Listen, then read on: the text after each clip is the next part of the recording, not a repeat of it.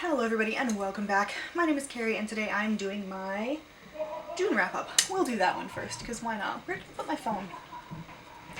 That's a good question. There you are.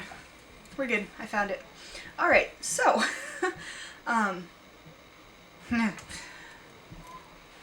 where was I? Oh yes. June wrap-up. So, June was not as good a month. As nope, July. July was the last month, not June. July was not as good as June. There we go. We got it. Because if you recall, I read 24 books somehow in June, and God only knows how I managed that. Occasionally I surprise myself. But I still managed to read 7 books in July, which, considering that I had something going on almost every weekend, is pretty good. I'm not mad. Let's get into those.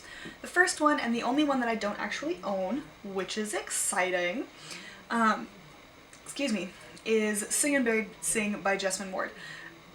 I gave this one a 3.5 out of 5.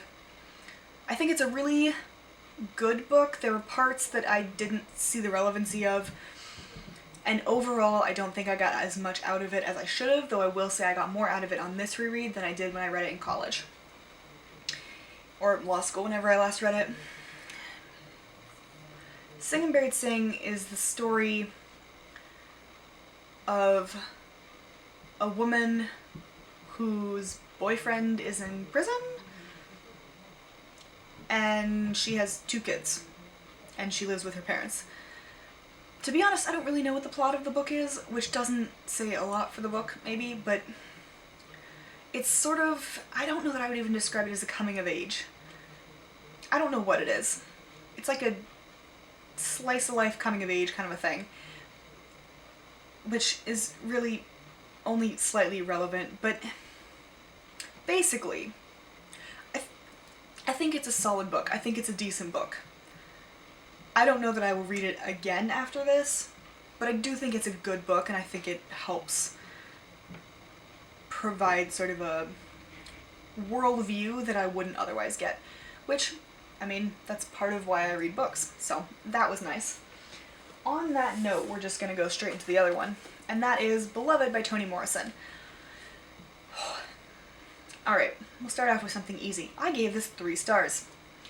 Moving into what's harder,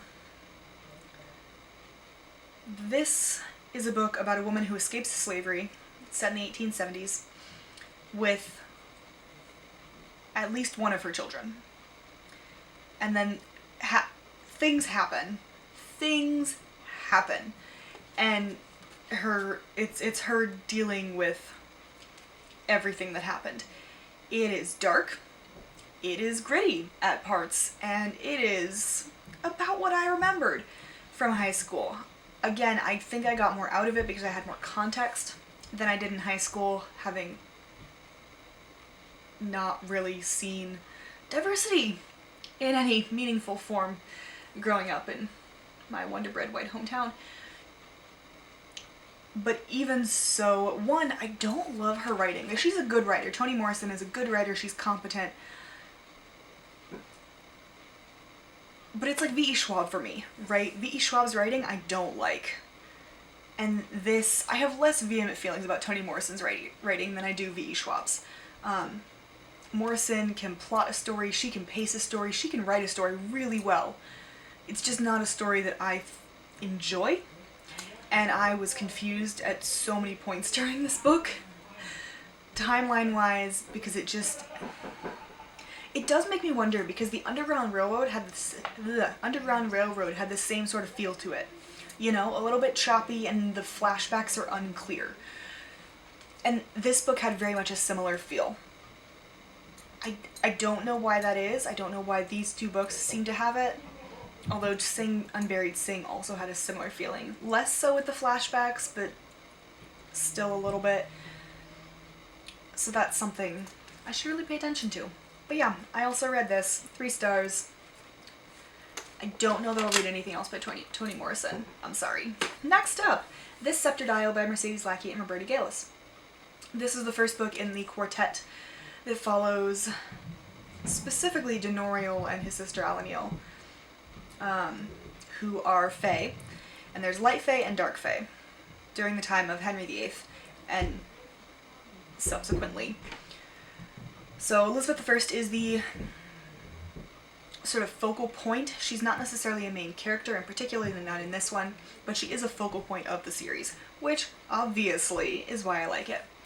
That said, I enjoyed this book. I enjoyed being able to read this book because I've read them out of order, 3, 2, 1, and place references made in later books because they've been mentioned here.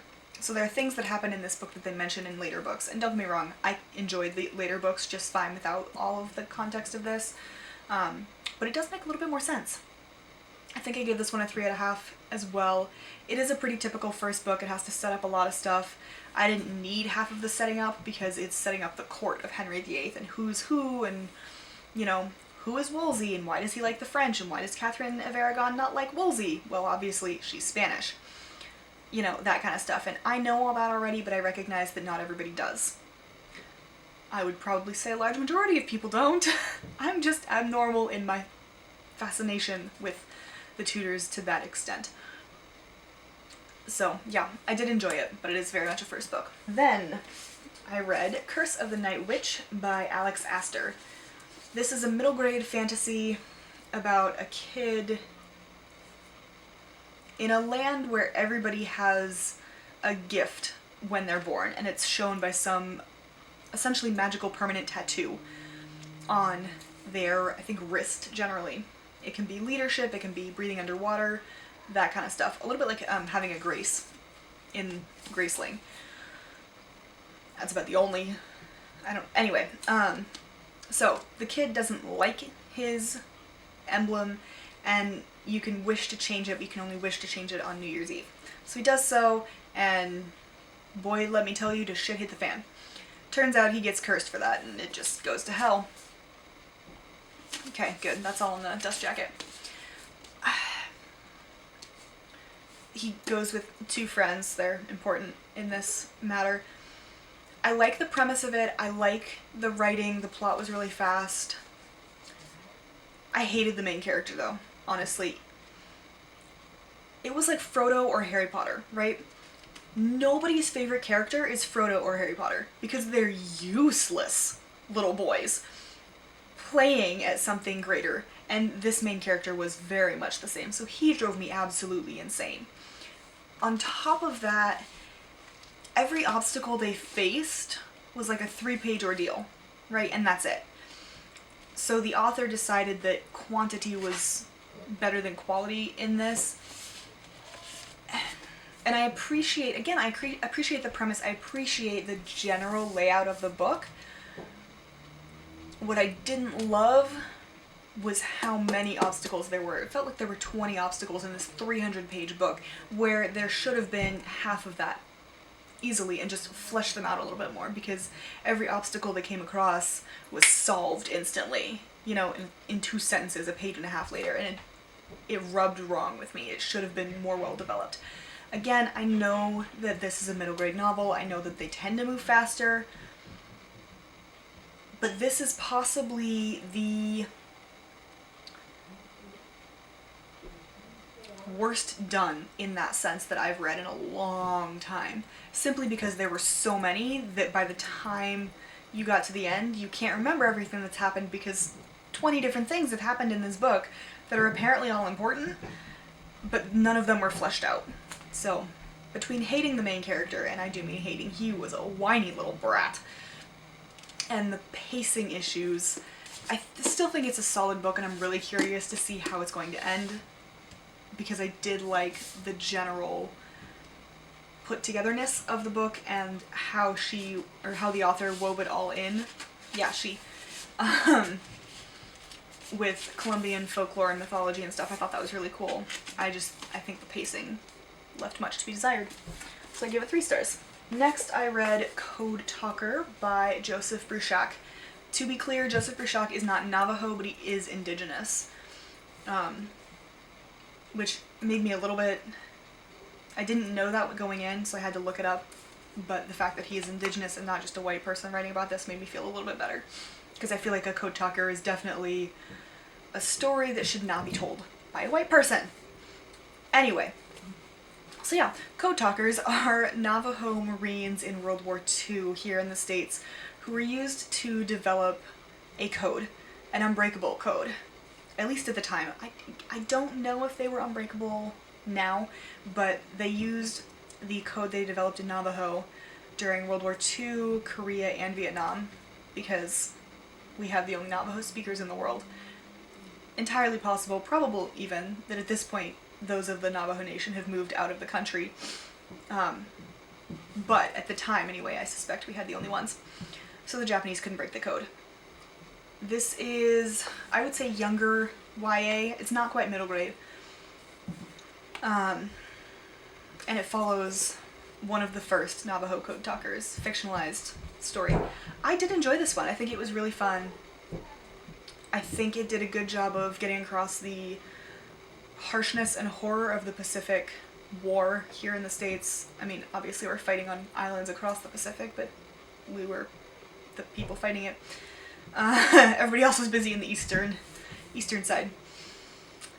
So I think it did a good job of doing that without going too into depth, because again, it is probably a younger YA, and you don't want to scare the bejesus out of them by describing exactly what the Japanese did to prisoners of war on Guadalcanal or whatever.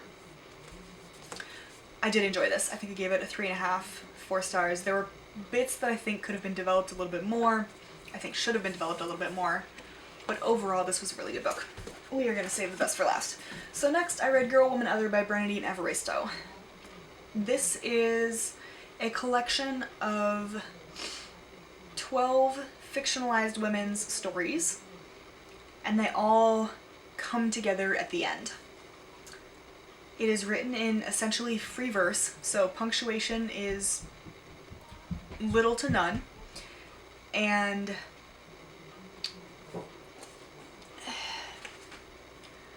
honestly, I understand the mixed reviews for this. I think I gave it 3 stars.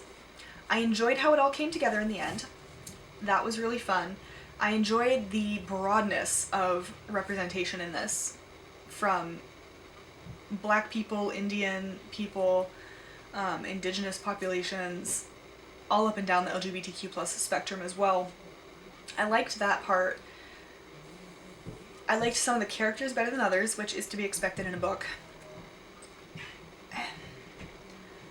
It left me feeling unsatisfied though, honestly, because I feel like I wanted more, and I can't tell if I wanted more